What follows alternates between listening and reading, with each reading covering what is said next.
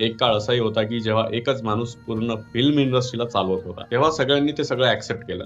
आणि आता मात्र काय होतंय की आपल्या सैन्याच्या शौर्यावरती प्रश्नचिन्ह उभं केलं जातंय. एका माणसाला विरोध करायच्या नादात तुम्ही सगळ्या देशाला आणि देशाच्या सैन्याला विरोध करताय. मुघले आझम आणि जोधा अकबर सारखे सिनेमे पण होऊन गेले, तेव्हा तर कोणी हिस्टॉरिकल अनालिस्ट किंवा क्रिटिक्स बनलं नव्हतं. अहो, इतिहासकार सांगून थकले की इतिहासामध्ये जोधा नावाची कोणीच बाई नव्हती, तरी चित्रपट चालले ना. आता जर भारत देशाच्या सैन्याचा गौरव सिनेमावरती दाखवला जातोय, तर ते लगेच तुमच्या बुडाला मिरची लागते. आणि सिनेमा प्रोपगंडा आहे की नाहीये हे पाकिस्तान मधल्या लोकांना बोलू द्या ना. तुम्हीच का उतावळे झाले तेवढे? ठीक आहे, मान्य आहे की थोडीशी टाइमलाईन मागे पुढे झालीये, बट त्यालाच तर सिनेमॅटिक लिबर्टी म्हणतात ना. सिनेमॅटिक लिबर्टीच्या नावाखाली तुम्ही कॅरेक्टर नसलेले फिक्शनल कॅरेक्टर उभे करू शकता.